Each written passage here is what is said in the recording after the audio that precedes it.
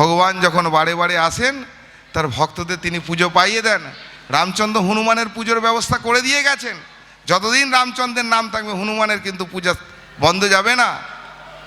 রামকৃষ্ণদেব কিন্তু গিরিশ ঘোষের পূজার ব্যবস্থা, বিবেকানন্দের পূজার ব্যবস্থা করে দিয়ে গেছেন। শ্রী ঠাকুর অনুকূলচন্দ্র সেন, সতীশচন্দ্র গোস্বামী, অনন্তনাথ রায়, হুজুর মা এই আপনার কৃষ্ণপ্রসন্ন ভট্টাচার্য, পঞ্চানন সরকার, এদের মতো ব্যক্তিত্ব যতদিন অনুকূলচন্দ্রের নাম থাকবে এদের পূজার ব্যবস্থা করে দিয়ে গেছে। তো এই যে ব্যাপারটা, এই যে বিষয়গুলো আমরা কিন্তু সকলে কিন্তু যদি অনুধাবন করি তাহলে কিন্তু মূল বিষয়টা যেটা হবে যে আমরা ঠাকুরকে কতটা ভালোবাসতে পারো। ভালোবাসা মানে ভালোতে বাস করা, তার অনুশাসনবাদকে মাথায় নিয়ে যে চলার যে চেষ্টা।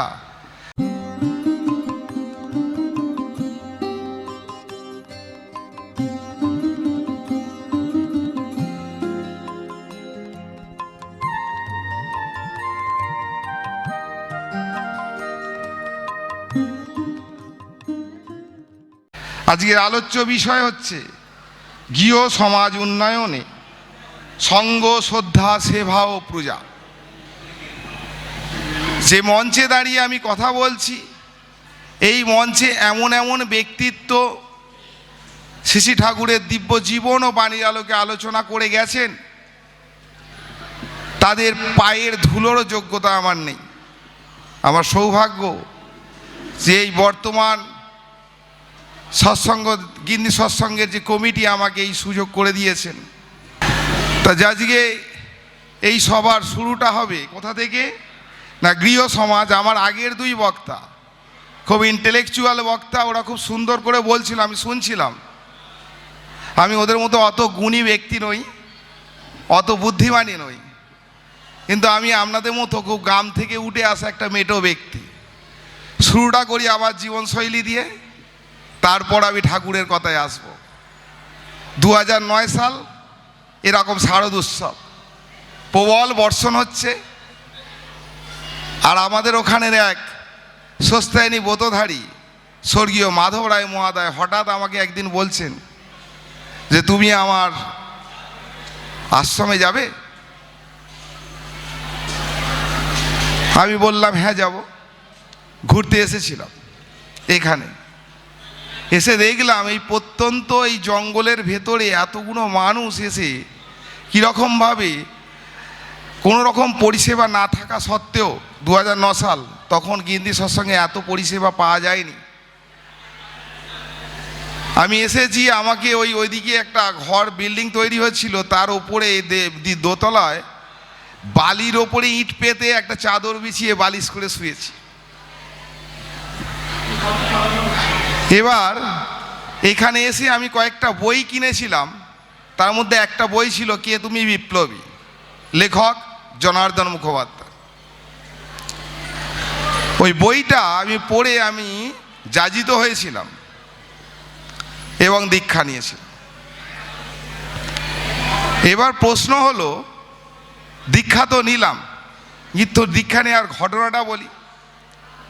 আমি যখন এখানে উপস্থিত হয়েছিলাম তখন আমার স্ত্রী 6 মাসের অন্তঃসত্ত্বা ছিল। তা আমি ঠাকুরের কাছে এসে বলেছিলাম, ঠাকুর তোমার ইচ্ছাই আমার জীবনের মঙ্গল হোক। তা আমি এখান থেকে যখন তিহট্টয় ফিরে গেলাম এবং গিয়ে আমার স্ত্রী তখন আমার শ্বশুরবাড়িতে থাকে, ডাক্তারের ডেট হয়েছে, আমি গেছি, নিয়ে গেছি। ডাক্তারবাবু আমার স্ত্রীকে দেখে বলছে বাচ্চা expire. What is the logic? আমি সঙ্গে সঙ্গে ডাক্তারের কাছে গেলাম। আলট্রাসোনোগ্রাফিতে যখন এক্সপায়ার রিপোর্ট এসেছে, ডাক্তারকে বললাম আমি তো আমার স্ত্রীর কাছে নেই, আমার স্ত্রী কলপাম করেনি যে বাঁটটা গিয়ে পেটে লাগবে, পুকুর ঘাটে চান করতে গিয়ে পড়ে যায়নি। আপনাকে বলে আমি বাচ্চা নিয়েছি সমস্ত রকম মেডিকেল টেস্ট করে, তারপরও আমার বাচ্চাটা মারা গেল কেন?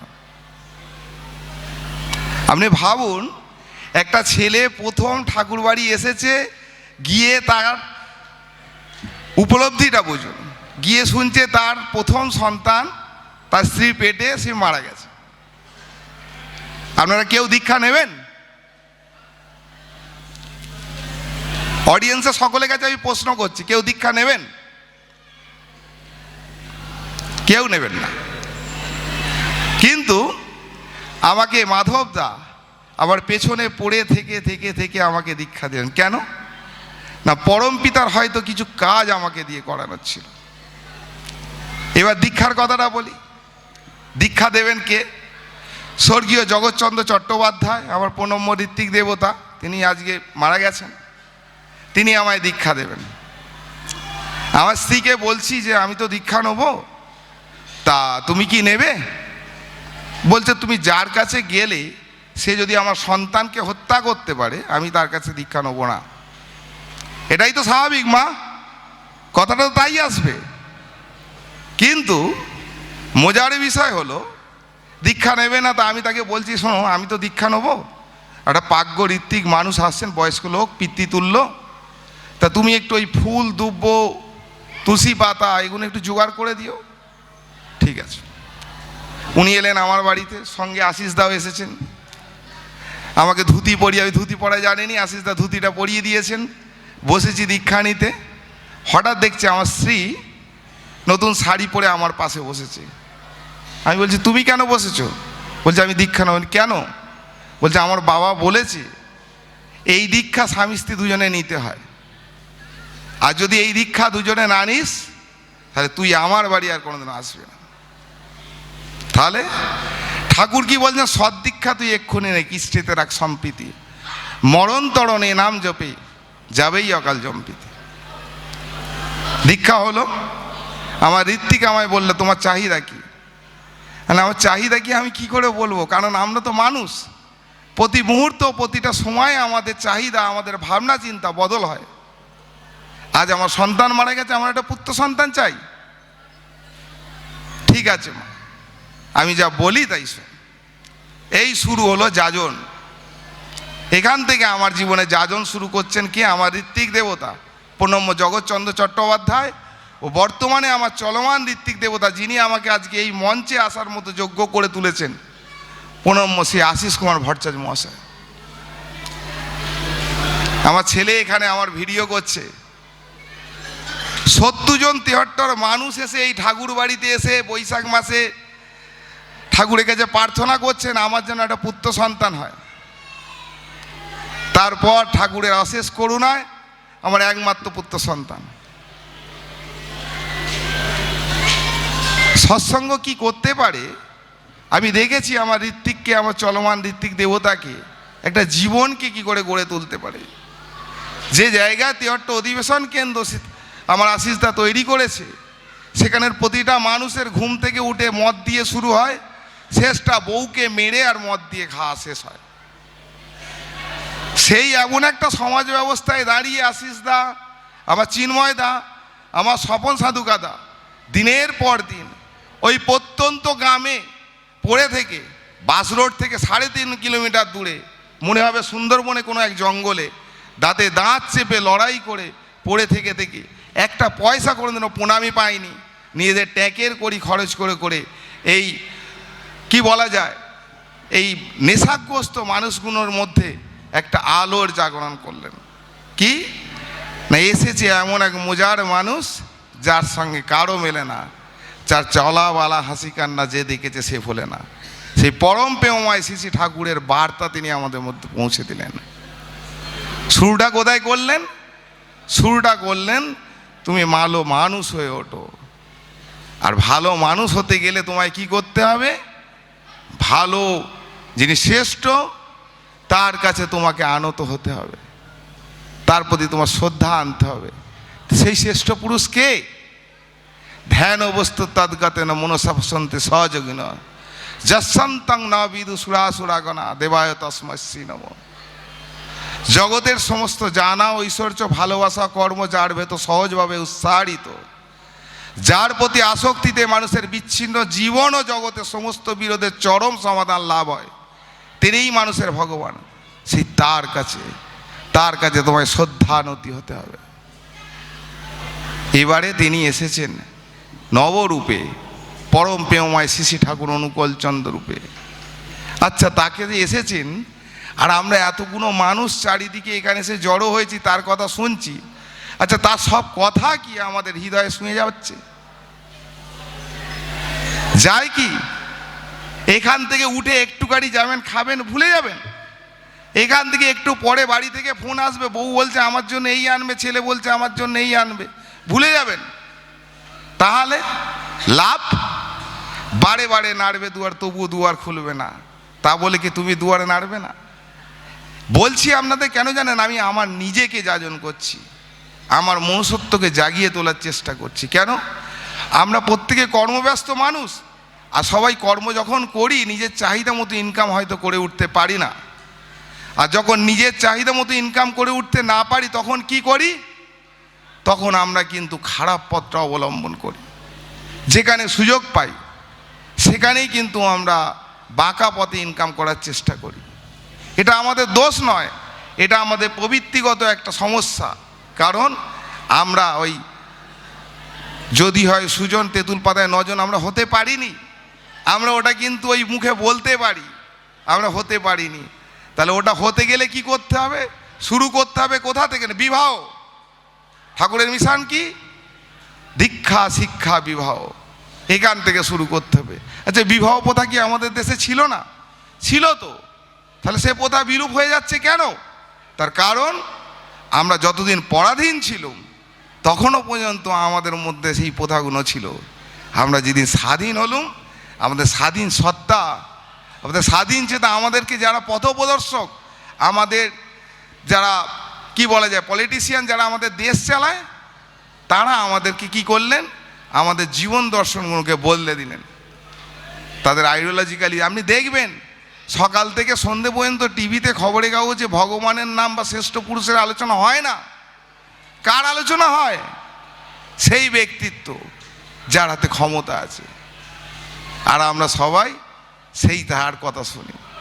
কিন্তু যার কথা শুনলে জীবনটার পরিবর্তন হতো, আমরা মানুষ হতে পারতাম তার কথা। তাহলে আগে কি এই আলোচনাগুলো হতো না? তখন তো গুরুকুল ছিল।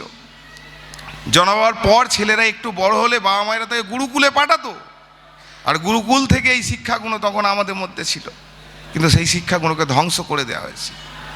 তাই ঠাকুর তার জীবদ্দশায় ভারতবর্ষ তথা বিশ্বের যে দুর্দিনটা তিনি দেখতে পেয়েছিলেন, সেটা আরও ভয়ঙ্করভাবে কিন্তু আগামী দিনে আসবে।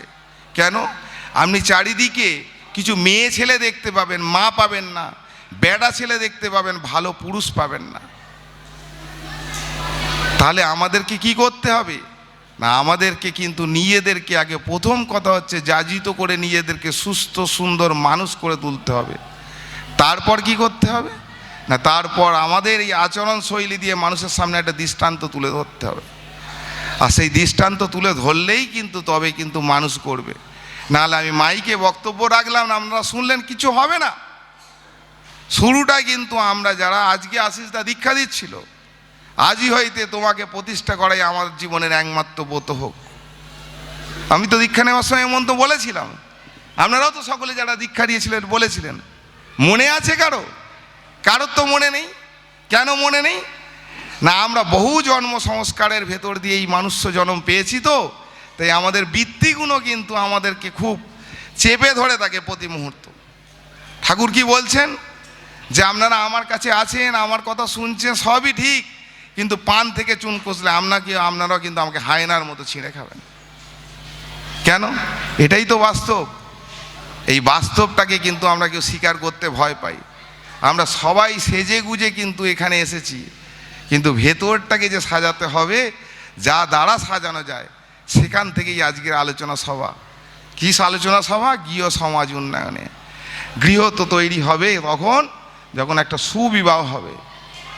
What is the comfortable marriage? Comfortable ম্যারেজটা কি?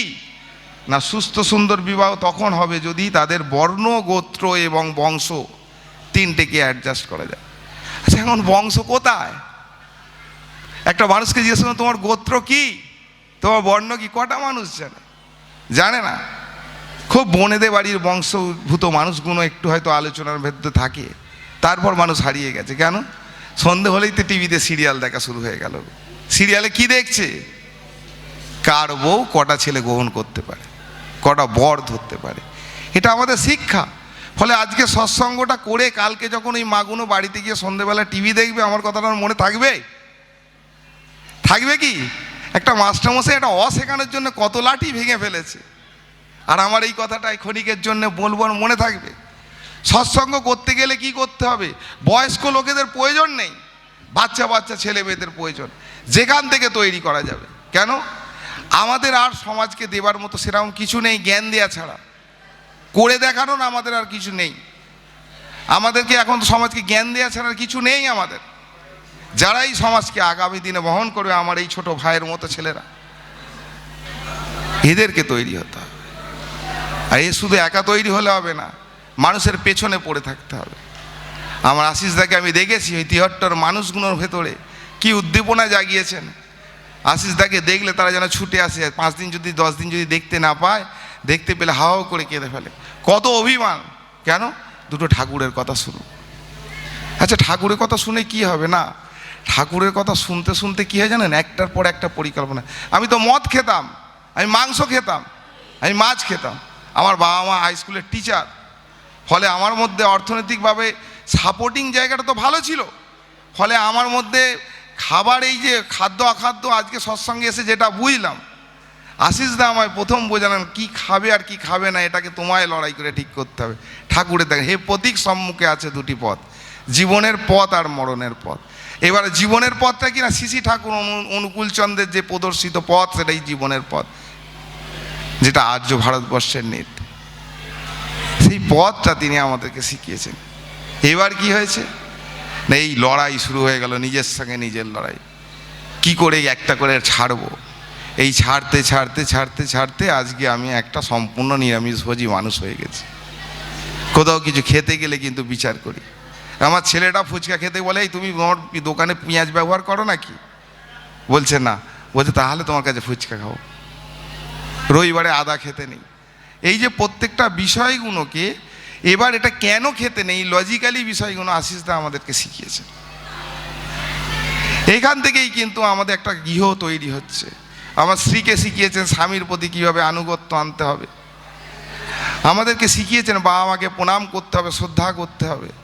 একটা বাড়ির মধ্যে শান্তি সৃষ্টি হচ্ছে।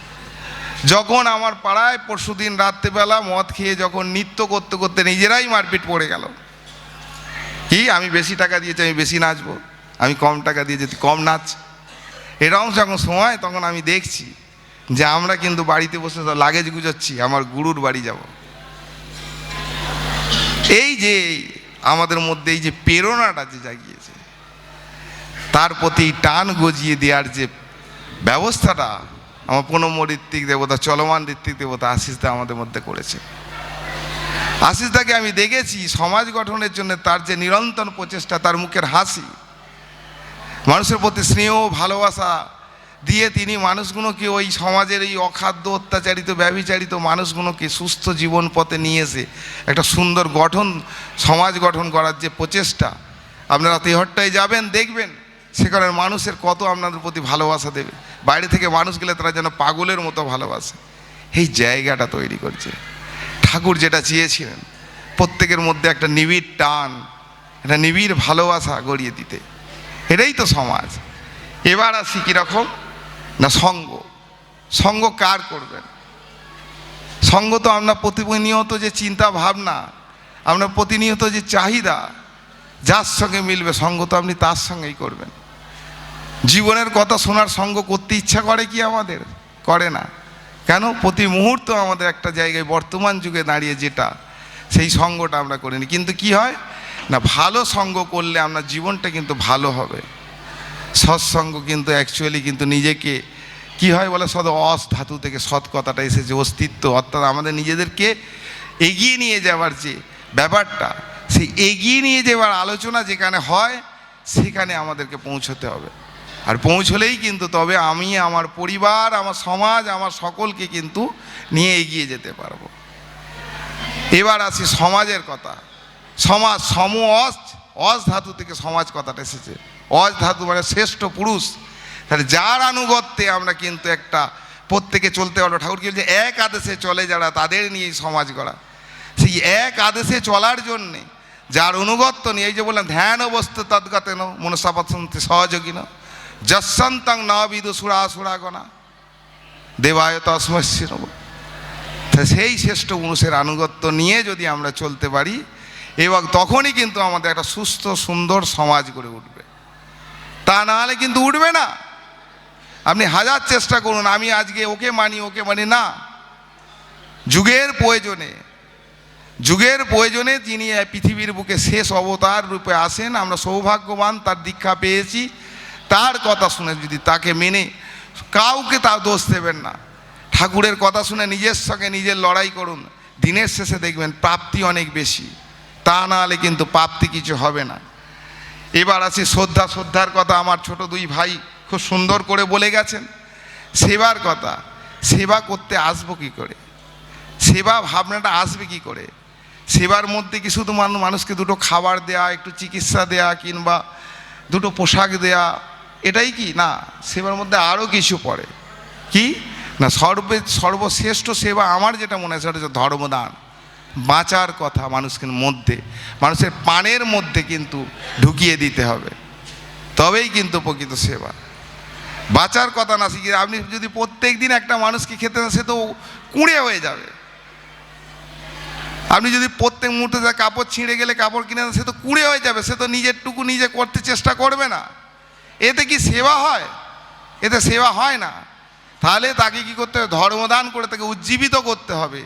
যে কি করতে হবে না, ঠাকুর কি চেয়েছিলেন, তুমি যোগ্য হয়ে ওঠো। তাহলে আমার চাহিদাটা আমায় যেমন পূরণ করতে হবে, ততপি আমার চাহিদা থেকে উদ্বৃত্ত অংশটা সমাজ কর্মকাণ্ডে আমার যে দান, সেটা যেন ঠিক থাকে। এবার আসি আবার পূজা কথাটা এসে কিন্তু পুজ ধাতু থেকে, অর্থাৎ সম্বর্ধনা। আমরা কাকে সম্বর্ধনা দেবো? আমরা তাকেই দেবো সম্বর্ধনা দেবো যে মানুষগুলো আমাকে হাত ধরে চলার কায়দা শিখিয়ে দেবেন। এখন তো ঠাকুর তার জীবদ্দশায় নেই, তিনি আমাদের কাছে ছবি। তিনি তাকে যে ভগবান বলবো এটা মুখের কথা, বিচার বিবেচনা করে ভিতরে অন্তর থেকে অনুকূলচন্দ্রকে ভগবান মেনে নেওয়ার জন্য যে যোগ্যতার প্রয়োজন, কটা মানুষের আমাদের মধ্যে সেটা আছে? সেটা নেই আমাদের মধ্যে। তাই কি করতে হবে? আমাদের যারা পূজনীয় ঋত্বিক দেবতা তাদের সঙ্গ করে, তবেই কিন্তু তারাই কিন্তু আগামী দিনের দেবতা, তারাই কিন্তু তাদেরই মধ্যে কেউ মহিষী হয়ে আগামী যুগ যুগ ধরে পুজো পাবে। কেন? ঠাকুরের আনুকূল্যে।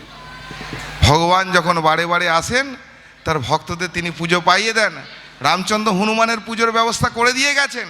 যতদিন রামচন্দ্রের নাম থাকবে হনুমানের কিন্তু পূজা বন্ধ যাবে না। রামকৃষ্ণদেব কিন্তু গিরিশ ঘোষের পূজার ব্যবস্থা, বিবেকানন্দের পূজার ব্যবস্থা করে দিয়ে গেছেন। শ্রী ঠাকুর অনুকূলচন্দ্র সেন, সতীশচন্দ্র গোস্বামী, অনন্তনাথ রায়, হুজুর এই আপনার কৃষ্ণপ্রসন্ন ভট্টাচার্য, পঞ্চানন সরকার, এদের মতো ব্যক্তিত্ব যতদিন অনুকূলচন্দ্রের নাম থাকবে এদের পূজার ব্যবস্থা করে দিয়ে গেছে। তো এই যে ব্যাপারটা, এই যে বিষয়গুলো আমরা কিন্তু সকলে কিন্তু যদি অনুধাবন করি, তাহলে কিন্তু মূল বিষয়টা যেটা হবে যে আমরা ঠাকুরকে কতটা ভালোবাসতে পারো। ভালোবাসা মানে ভালোতে বাস করা, তার অনুশাসনবাদকে মাথায় নিয়ে যে চলার যে চেষ্টা, আমরা যদি যোগ্য মানুষ হয়ে উঠতে পারি, তবেই কিন্তু একটা প্রকৃত সমাজ গড়ে উঠবে। কেন? মানুষ বারবার ভুল করবে, আমাদেরকে কিন্তু দায় এবং দায়িত্ব হচ্ছে ভুলটাকে নিজেকে শুধরে নিয়ে তার সঙ্গ করে তাকে সুপথে নিয়ে আসা। এটাই কিন্তু সমাজ গঠনে আমাদের প্রত্যেকটা সৎসঙ্গীর দায় এবং দায়িত্ব। অনেকক্ষণ আপনাদের অযাচিতভাবে অনেক জ্ঞান দিলাম, তাই আমার কথায় যারা দুঃখ পেয়েছেন আমি তাদের প্রত্যেকের কাছে ক্ষমা প্রার্থী।